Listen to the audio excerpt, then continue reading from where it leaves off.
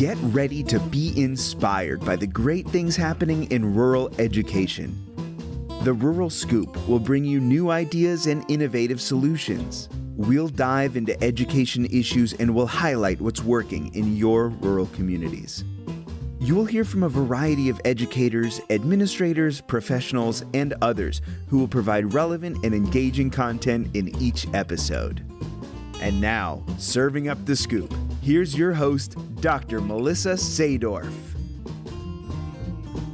Well, it's my pleasure to be able to spend some time with the incoming president of the Arizona Rural Schools Association. Mr. Sean Rickert is the superintendent of the Pima Unified School District here in Arizona, and he has been working with ARSA for at least a decade and has held a variety of different posts within the organization. And I'm really excited, Sean, to be able to get a chance to introduce you to our membership and talk a little bit about your goals for your presidency and hear more about the good things that are going to be happening with ARSA this upcoming year. So good morning. Good morning, Melissa. It's awfully nice to have this opportunity. I appreciate taking the time. Yeah, it's one of those things that I'm deeply passionate about, and I really love talking about. So this should be a joy. Well, I'm glad that we're able to spend the time. So I'm going to start out with something probably pretty easy, and that is, how did you get involved with the Arizona Rural Schools Association? What has your journey been like? So, back in 2012. When I don't know if I stepped into the superintendency or I stumbled into the superintendency, but I found myself, with that set of responsibilities, and there's a lot of conferences. It's one of those things. You go from being a teacher or a principal, and you don't really go to a lot of conferences, and all of a sudden you're a superintendent, and you're constantly being bombarded with demands on your time for attending this meeting or that meeting, many of them, some regional, some statewide, some national. And I asked a mentor of mine, many people around the state remember Dr. Mike Yalestock.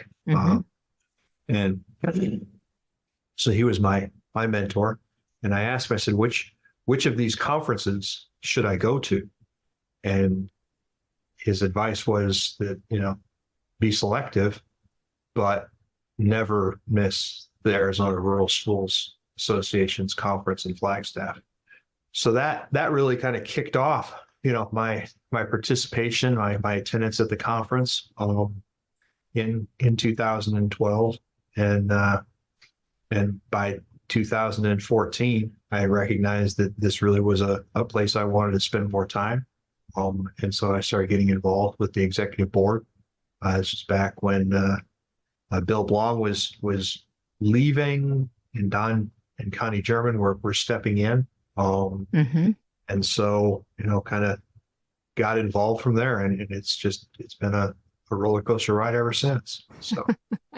Well, we have some exciting things on the horizon for ARSA. Not only are you taking over as president, but I've taken over as executive director, and I'm really excited to be able to work with you in that venue to really promote rural education across the state and making sure that we're elevating rural voices from across our rural school communities. What are your primary goals for ARSA as we start this new calendar year?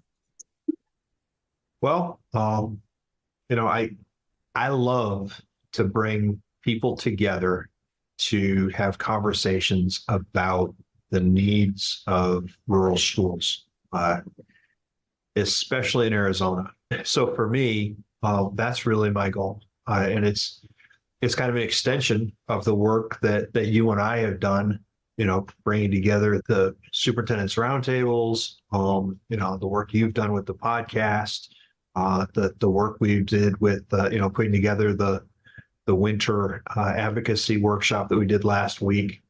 That's my goal, is to help bring people together. That's why we moved the date of the conference,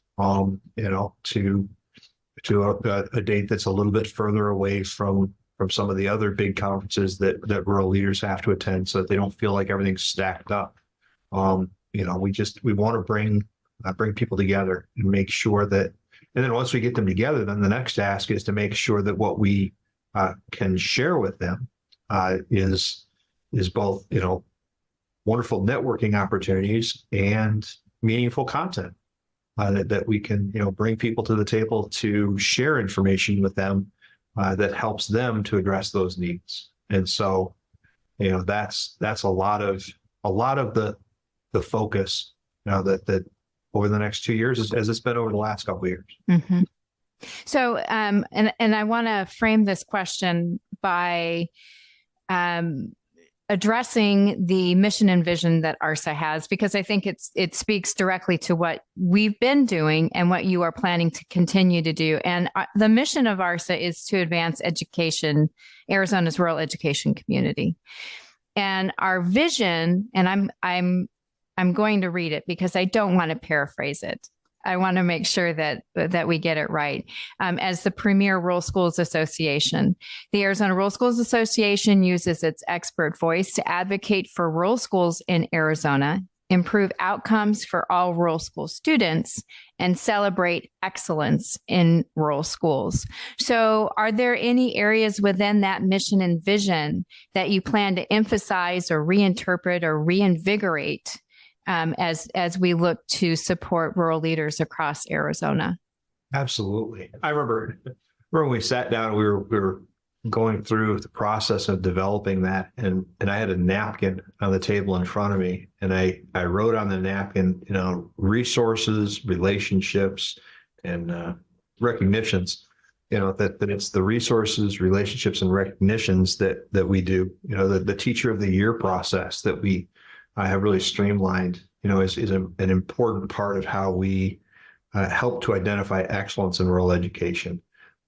Bringing people to the table, whether that's the roundtable virtually or that's the conference in Flagstaff, to talk about ways to bring resources through the school facilities board, through vendors, through private-public partnerships.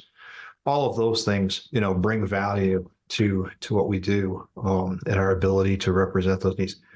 And advocacy is part of that.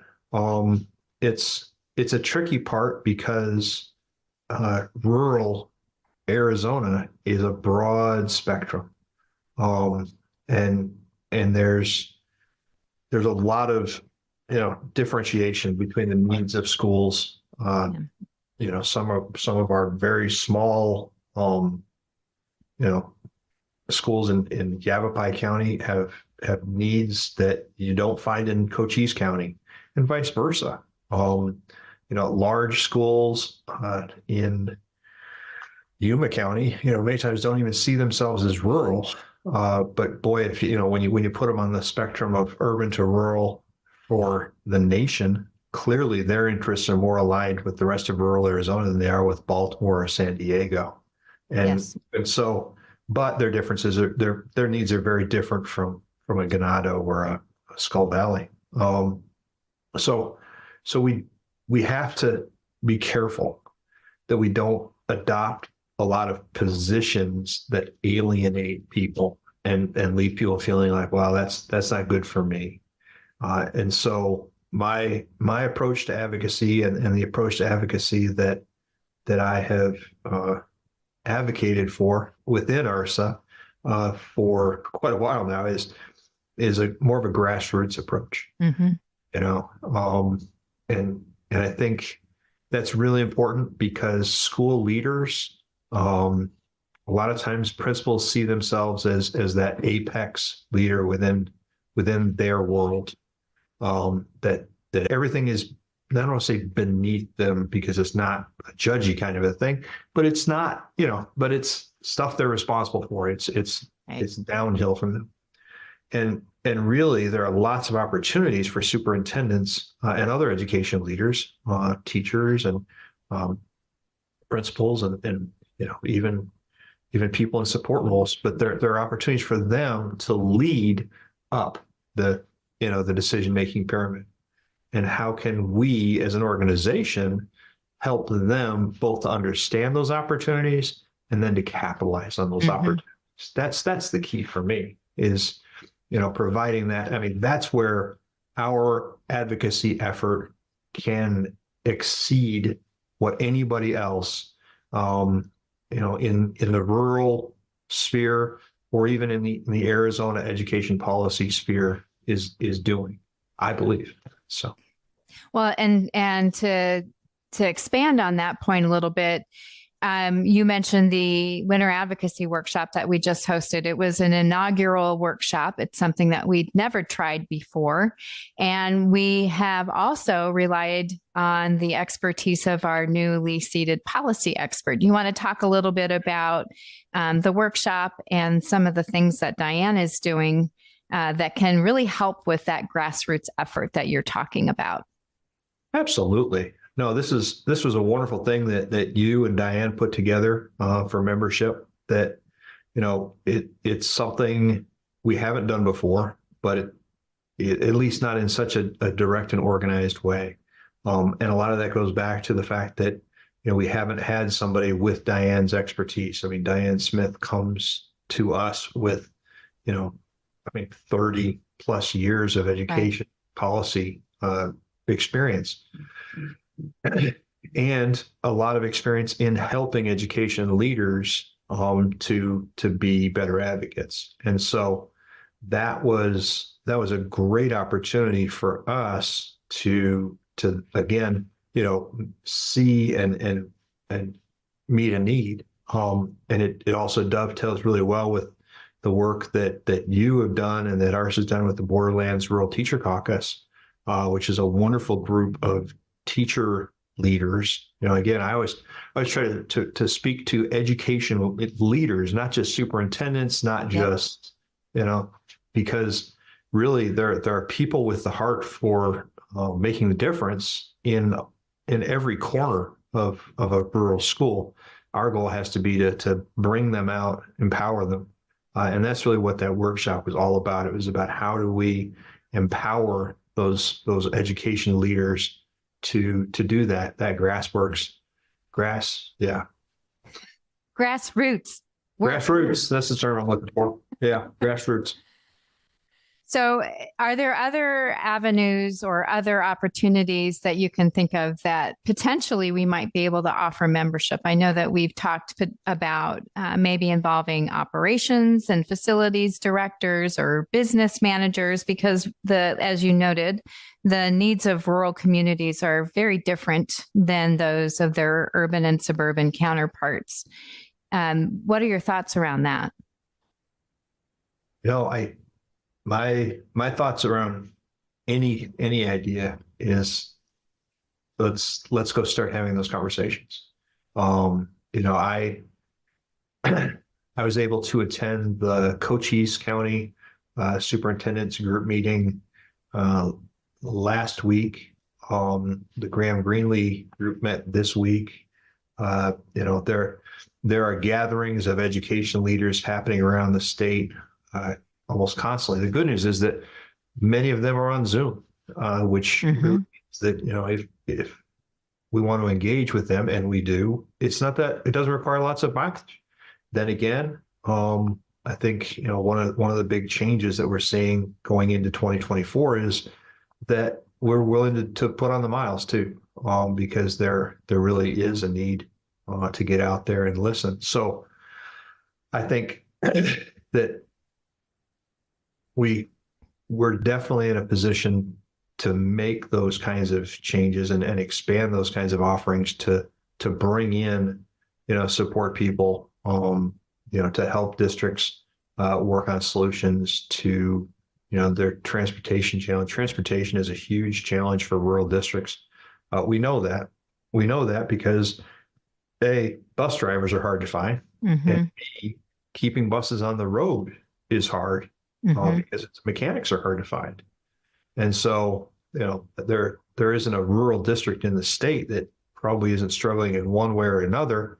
But at the same time, you've got 125 rural districts that are each working to find solutions to those problems.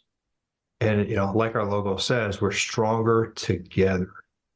And it's the ability to bring people to the table and have conversations about, hey, what are they finding works in Round Valley? What are they finding works in Parker? Because those solutions may be exactly what the superintendent in Bisbee or Ajo is looking for. Mm-hmm. And so that's got to be our goal as an association, is to help all of those leaders who are struggling day in and day out to solve all of those problems, to have more opportunities to come to the table with other people who have the same struggles, who are finding solutions that they may be able to take back to their district to improve the quality of education for rural kids. Good point. So as far as doing some needs sensing, which is one way to say we want to collect data from our leaders across the state. And we want to make sure that it's a two-way communication as well. So we're providing information to them as well. What do you see the mechanisms that we might be able to use to ensure that there is that two-way communication between the association and membership? Well, I mean, you've got your old school approaches.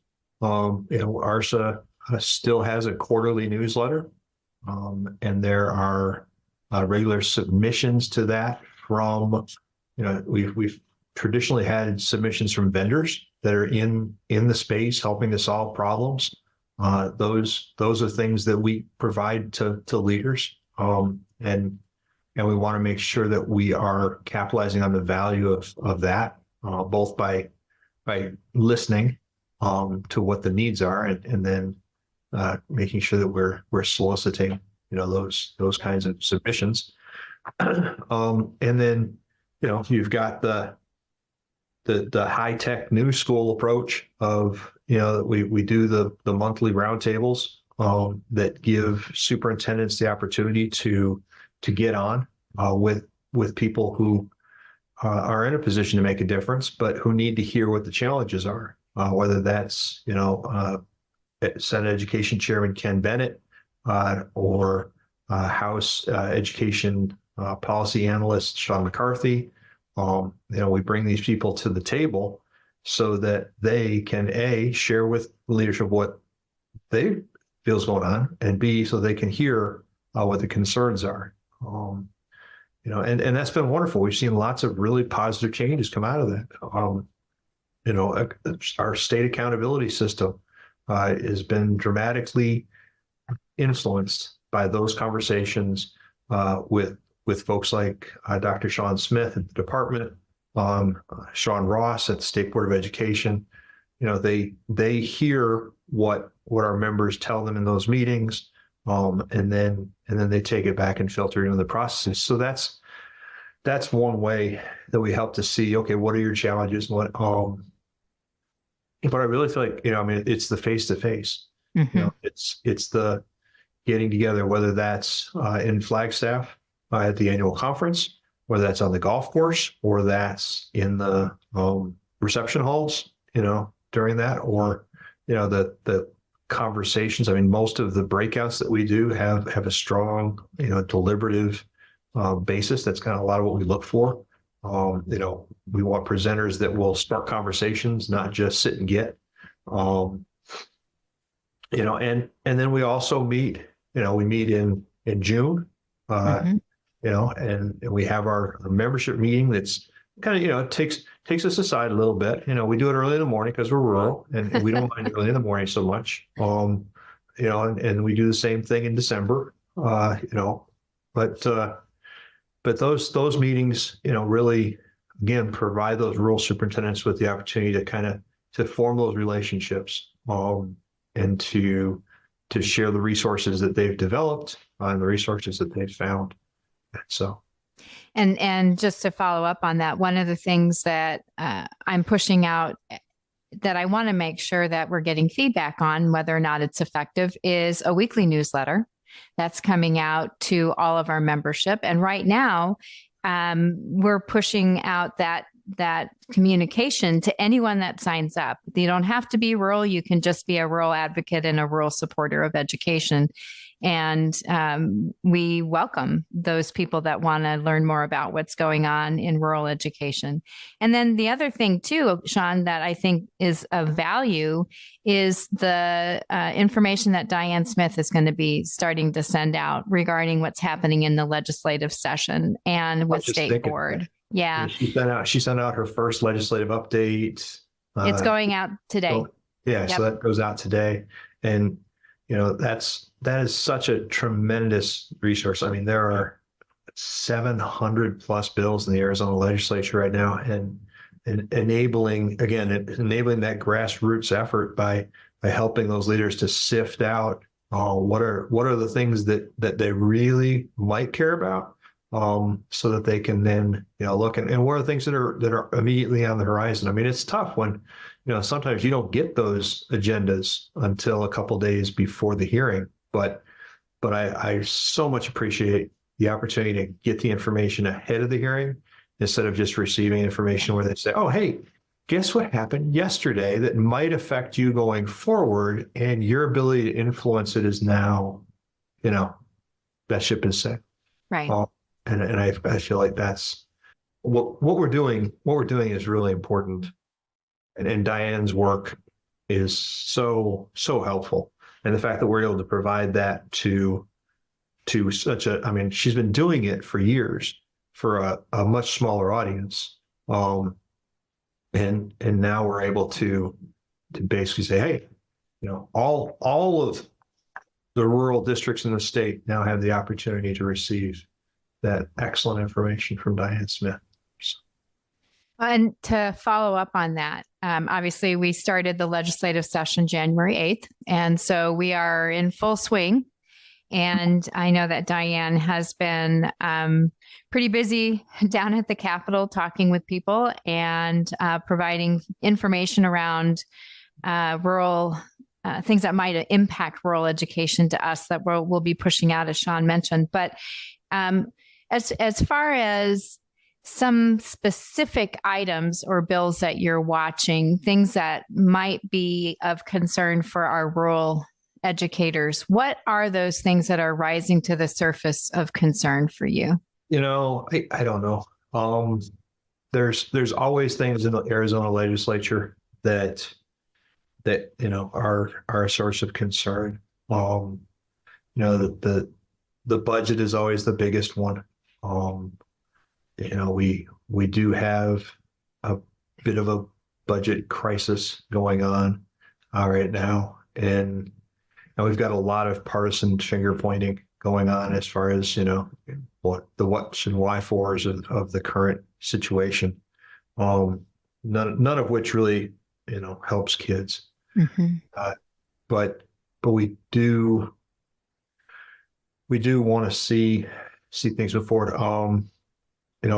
For me, I'm really interested in the conversation about school finance reform. And I feel like that's something that is an opportunity, and it's also an interesting challenge because it's a proposal that we've watched evolve over the last 3 years, 3 sessions. And it's something that the majority of the beneficiaries are going to be in rural districts. The ones who have reason to be concerned would be those that struggle with making hard decisions about pursuing overrides in your metropolitan districts. Mm-hmm. And I'm not a huge fan of pursuing policy or deciding that one thing's better than the other based on whether or not it does or doesn't make someone's job more difficult. But I mean, I understand. If you got to take a stand on something, that's a reason why you pick a side. But as far as what you can say is a good or a bad idea, but yeah, there's other things. The K-3 reading program. I mean, we've got changes coming on that people should be concerned about. House Bill 2675, something that the people should be, looking at and considering how it will affect their district and their, and it affects letter grades. I mean, basically, it gets rid of the letter grade nation related to many things, and just basically changed it to some performance classifications. It's kind of messy. Something that I definitely will be looking at closely, given my involvement with accountability. That's really not something we've talked about.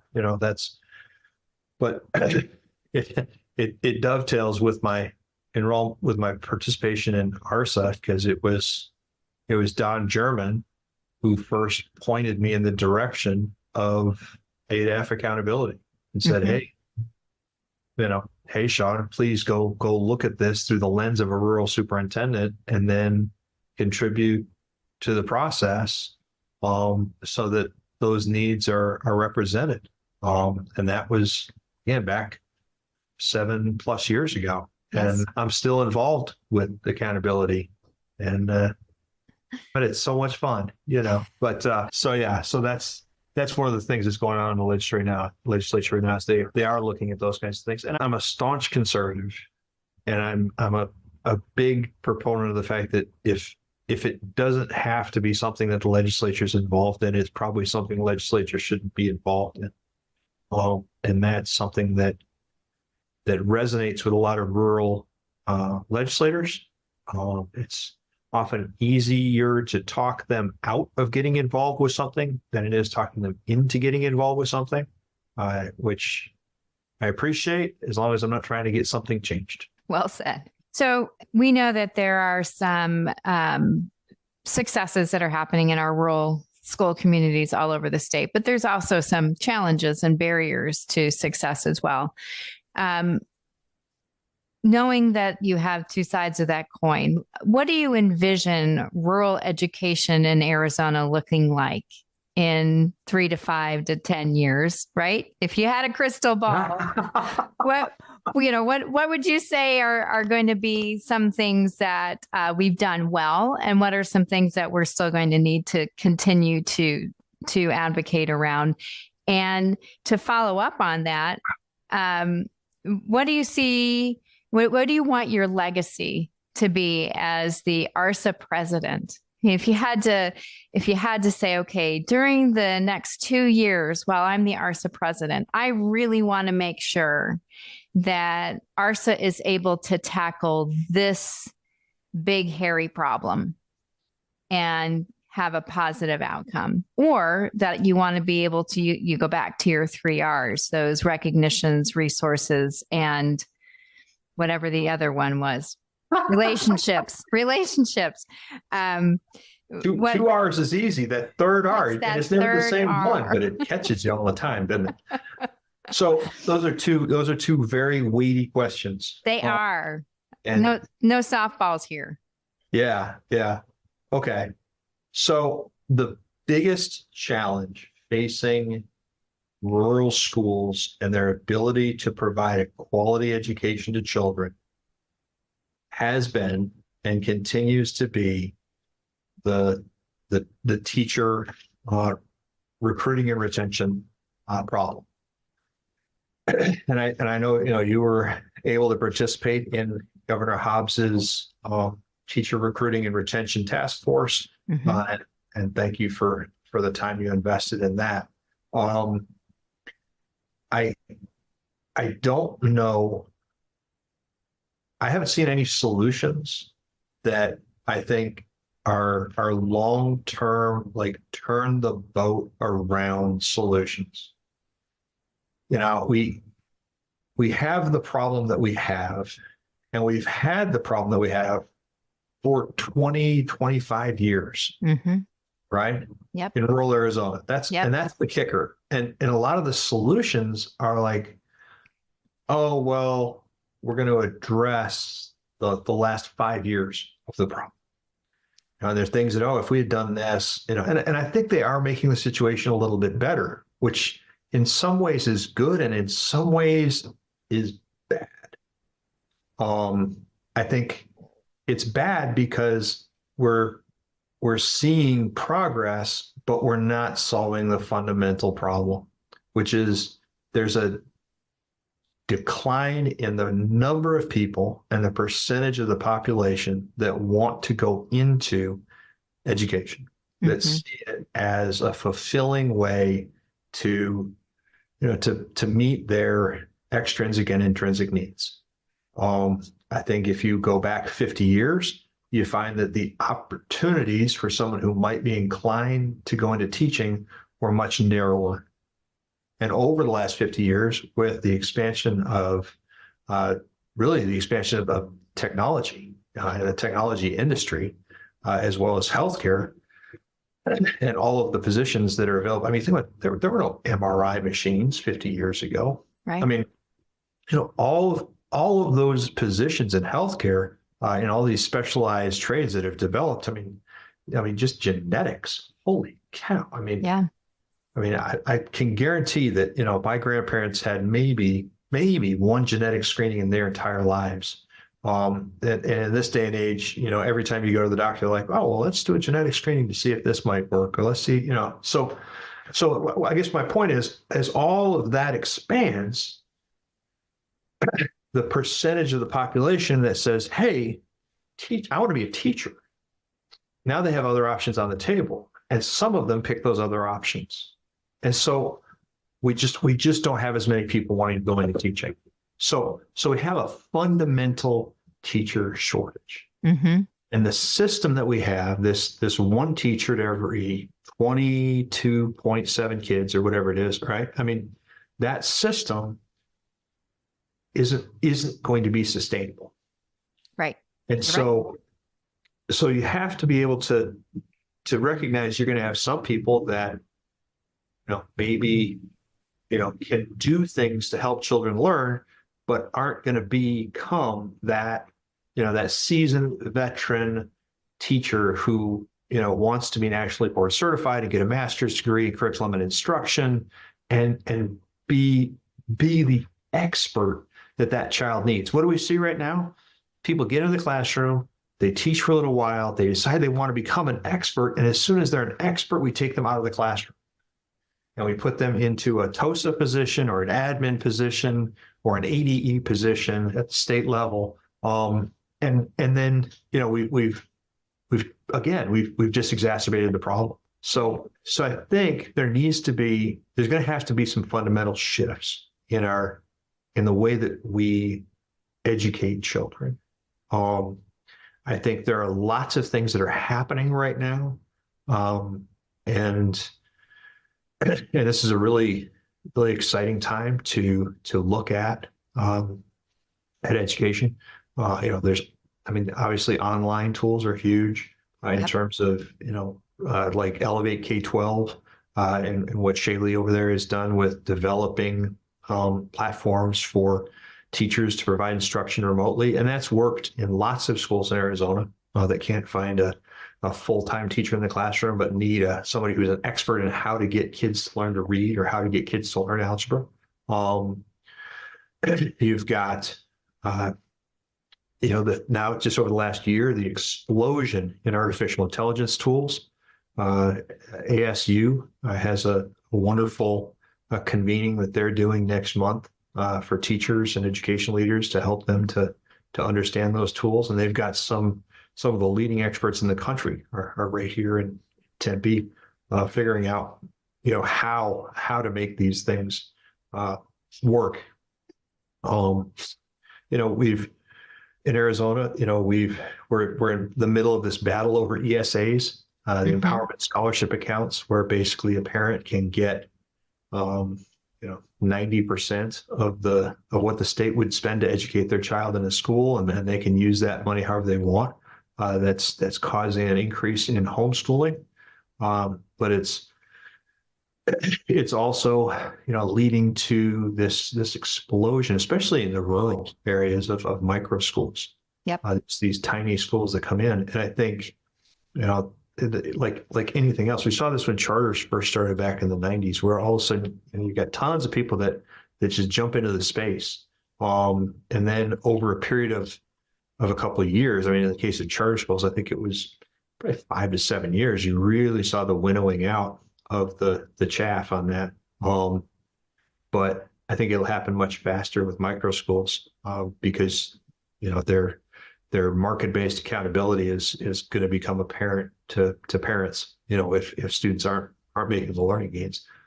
But I also think that there's some groups out there, some in a very secular way, and some focusing on Christian education, soaring or KaiPod, that are working with would-be micro school operators to provide them with quality training, and really to provide an opportunity. Their target audience is teachers. Mm-hmm. They want to get teachers who want to be in education but don't want to deal with working for a school, and don't want to deal with all the headaches that come with the challenges of IDEA, special education, and the discipline practices. They just want the freedom to educate kids. We know that Arizona has an enormous population of certified teachers that aren't working in education. That's right.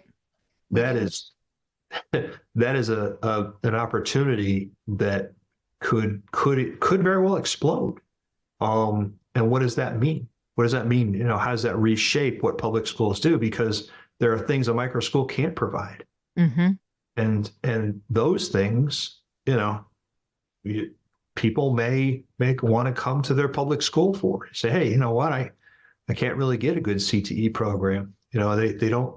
My micro school, my teacher, that works with my kid, that teacher tutor, doesn't have the tools to teach welding, but I can take it, or diesel mechanic, or electrical engineering, or maybe even calculus. Where there are limits, you say, okay, where are the opportunities? And parental choice is going to shape educational outcomes in Arizona. It has for the last 30 years. Yep. And it will continue for the next 30 plus years. And we have to be prepared for that. So you ask, where do I see education 3, 5, 10 years down the road? I see an educational environment where students work with a teacher tutor, either in a classroom or in a private environment or in a church, but they work with them to facilitate their learning. And that, technology becomes much more important on the content delivery side. Mm. So, yeah. But again, in the ability to pursue and where, you look at, like parts of, Southeast Asia, where educational outcomes are, often compared to American educational outcomes. The big difference there is, you have to care. You have to care about the quality of education your child gets, and your child has to care about the quality of education they get if they are going to have the opportunities for a prosperous life. True. And that's a dynamic that, makes all the difference. And in America, sometimes people send their kids to school and they don't really care what happens. Once they're just glad that they're not, still home for Christmas break. We always joke that parents, we bus maybe 5% of our kids to school in the morning. Parents are more than happy to drop them off, but we have to run an extra bus route in the afternoon to take them home because we've got 5 bus loads full of kids because they don't come back to get them. We got to deliver them at the end of the day. So, That's funny. But yeah. And as far as my legacy goes, a wise man once told me that the key is to listen, to innovate, and to serve. And that's why, I mean, I see lots of things happening. I see lots of opportunities happening. There's no one size fits all solution. And so my goal is to be able to visit with educational leaders around rural Arizona, to listen to what their needs are, what their challenges are, and to help them to find solutions to those challenges. So that maybe I can help them to help the children in their communities to become, to better access prosperity. It's worthy goals, worthy goals. Well, thanks for spending a little bit of time with me, and we'll have to do this again just so we can make sure that our membership knows how things are progressing as we work our way through the next couple of years. Absolutely. No, anytime, Melissa. I appreciate the opportunity, and I'm glad to have the time to visit about this. And I hope that as people, listen to this and I think, hey, I want to tell them, I want to tell Sean this, or I want to tell Melissa that, they know, we're very easy to reach. Yep. That basically if you Google Pima Schools superintendent and you call the number that's on the screen, it'll forward to my cell phone. Ooh, you just put it out there. Now they're going to be calling. That's wonderful. That's right. But that's why I do it, because, that's the goal. To be open to communication, to be open to the ideas that other people have. I'm a huge proponent of, Isaac Newton's, a pygmy standing on the shoulders of giants can see further than giants can. And I've never pretended to be anything more than a pygmy, but I always try to find the tallest giants I can to stand on the shoulders of. Good way to do it. Well, thanks, Sean.